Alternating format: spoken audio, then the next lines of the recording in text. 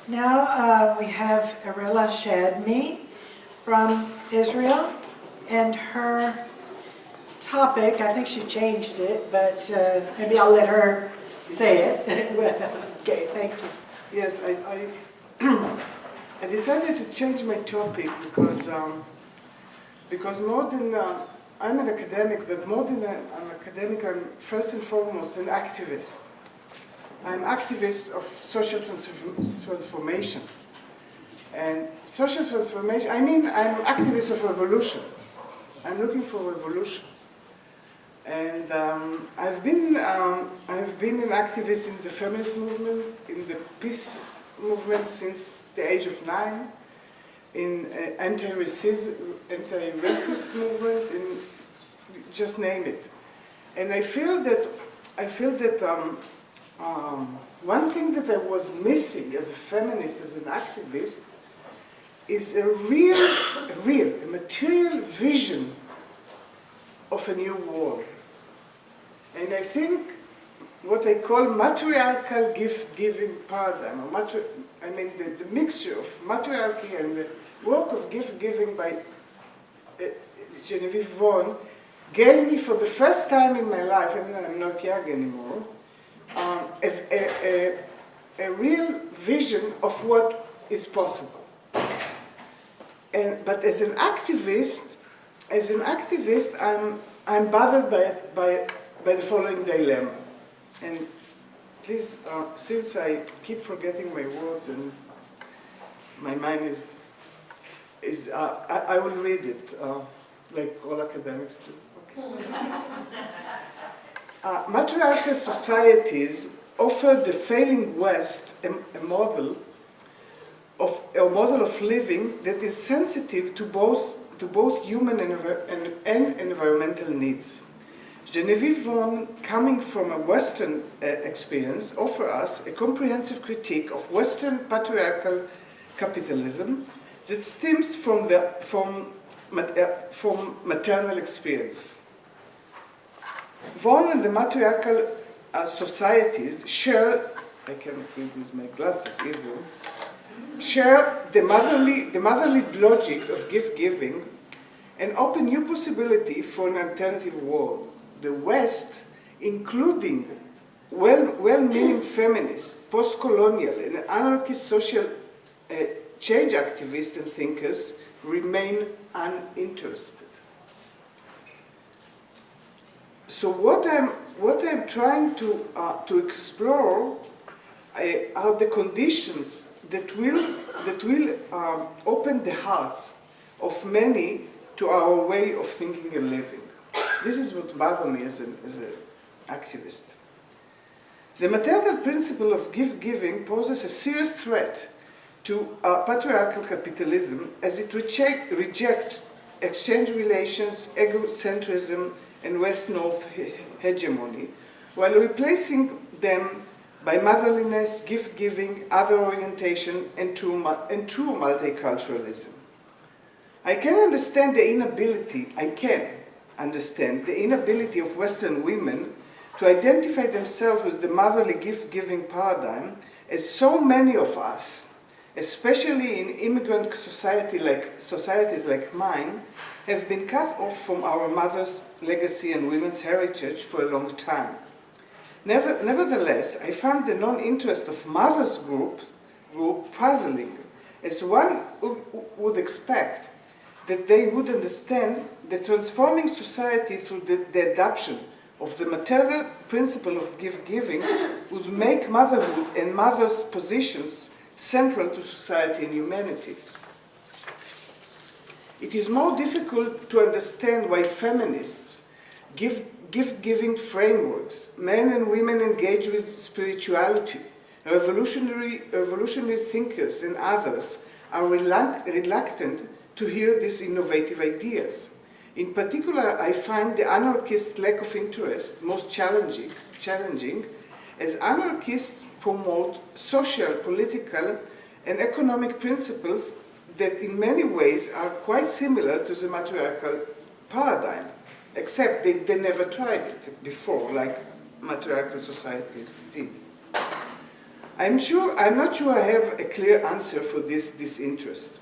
It reminds me, nevertheless, of my experience as a feminist peace activist in Israel, trying to make my sister activists aware of the Ashkenazi Western hegemony that led to rejection of Mizrahi. Mizrahi is a non-Western or women or people coming from Arab world, Jewish people coming from Arab world, that led to rejection of this Mizrahi non-Western Jewish voice from our peace struggle.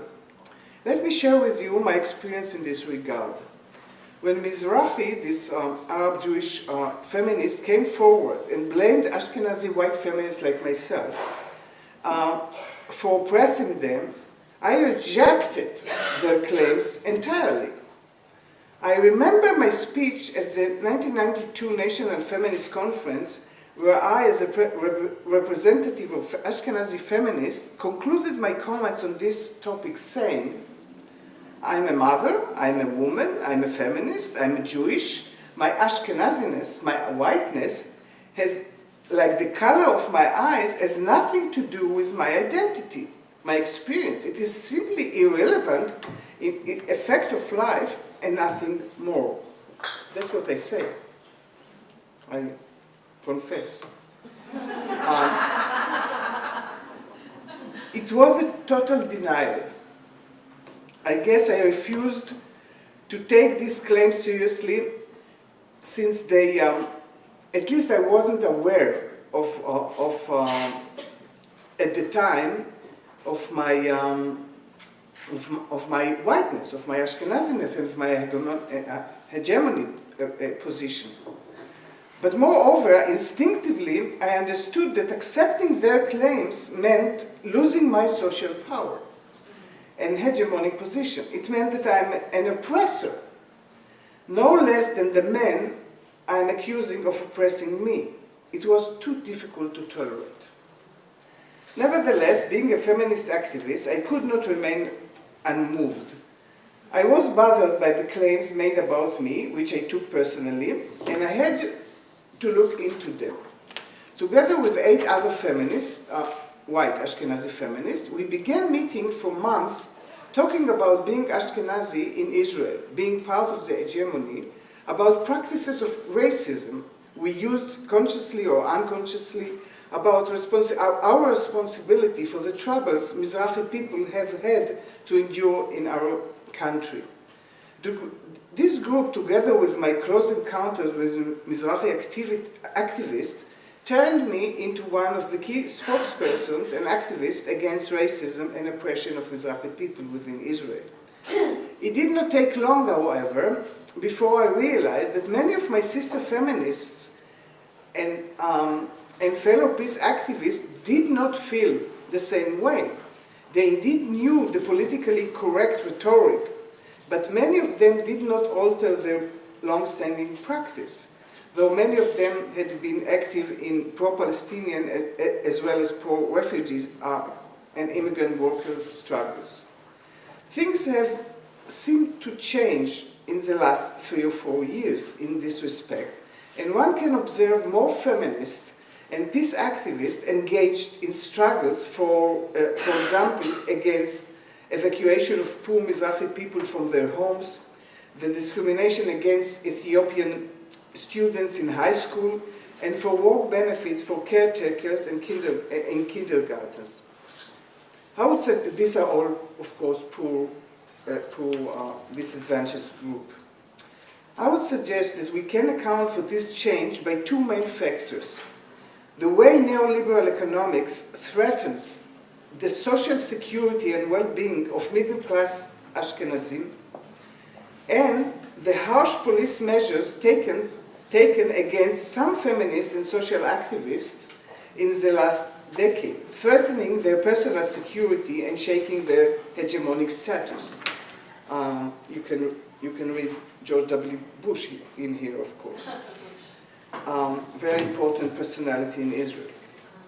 No less important was the steady and powerful work accomplished during all these years by Mizrahi scholars and activists who have never stopped throwing light on the oppression of Mizrahim past and present, the many ways the many ways it is connected to state policy and other oppressions, and the culture-specific contribution of Mizrahi experience and perspective to Israeli culture and society. What I'm suggesting is that certain socio-political conditions, accompanied on one hand by new individual experiences and on the other by a relevant social change movement, are prerequisites for revolutionary ideas to be internalized. I believe such prerequisites existed when the new social movement of the 1960s began their move, or even, as some indeed controversial thinkers argue, when slavery was abolished in North America. Back to the matriarchal gift economy.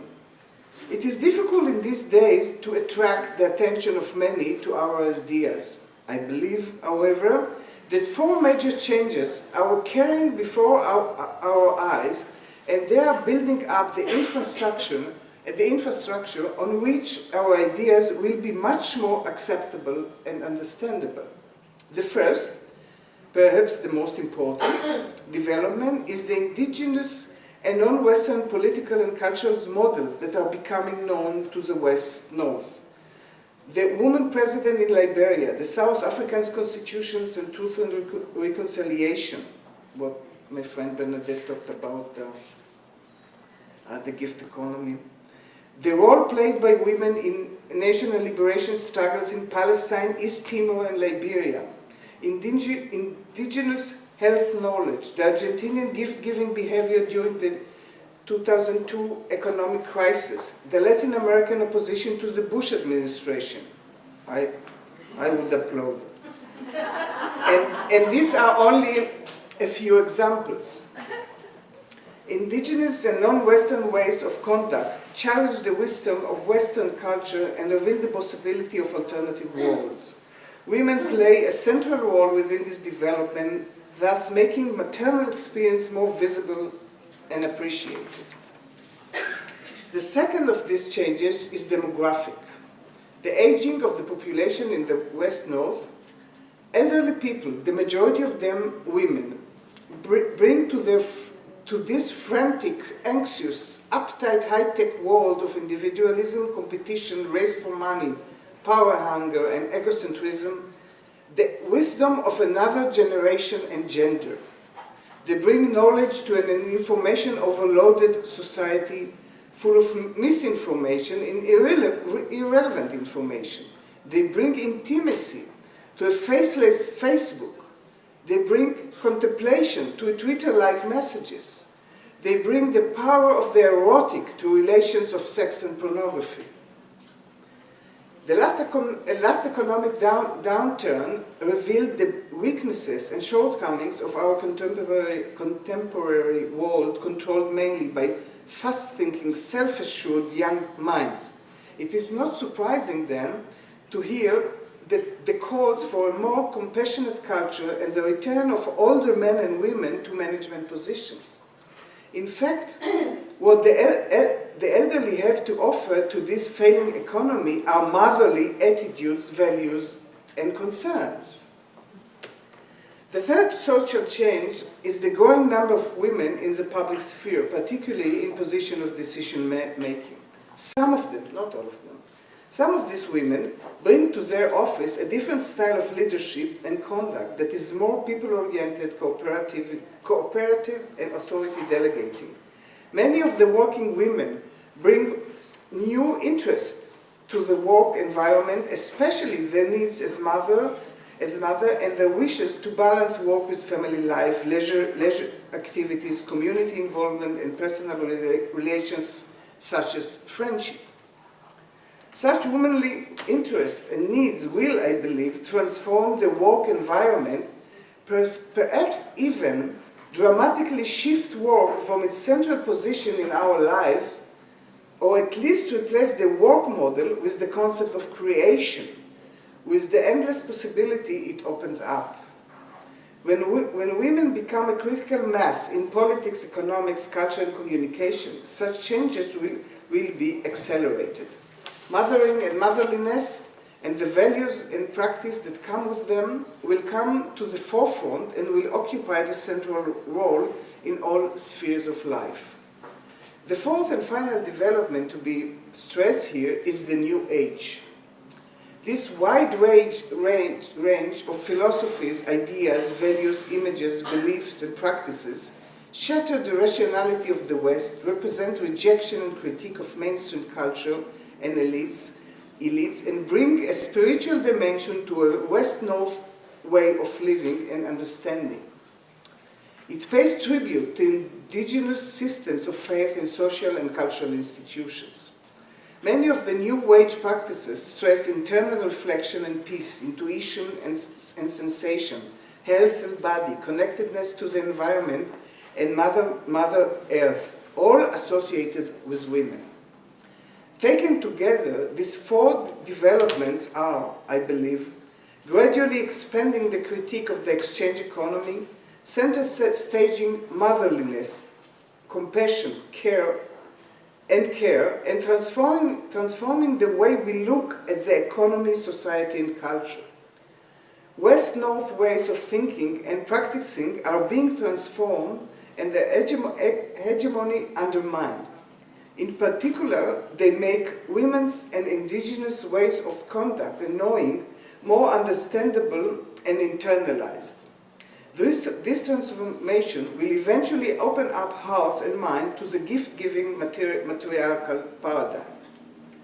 What I am suggesting then is that certain developments must occur before, or are occurring, before our matriarchal gift-giving paradigm will be acknowledged. Yet, somebody must facilitate this shift, smooth its progress, reveal its meaning, conceptualize its process.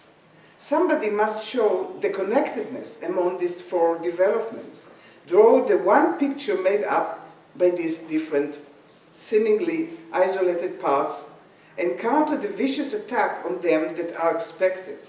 And this is the role, in fact a very significant role, I see for the matriarchal gift-giving movement. It is not an easy role. As my experience with the feminist giving group I established in Israel shows, it is crucial to set up projects of gift-giving and to adapt practices of gift-giving on a daily basis. And that's exactly what two groups are trying to do in Israel. We are just at the beginning, so I cannot tell you too much about it. But one is establishing a gift-giving women's community in Tel Gezer, where the ancient remains suggest that it was used for forming alliances and to worship the goddess Ashtoreth, or Anat in Hebrew. And the second, building a living community to older lesbians using gift-giving as a significant, not necessarily exclusive, means. In other words, we wish to develop gift-giving as a way of living our everyday life. Gift-giving as a way of living everyday life. As pockets within capitalist patriarchy, and then as a standard way of living. The analysis I presented here reveals that we are on the right track, and the flowers are blooming.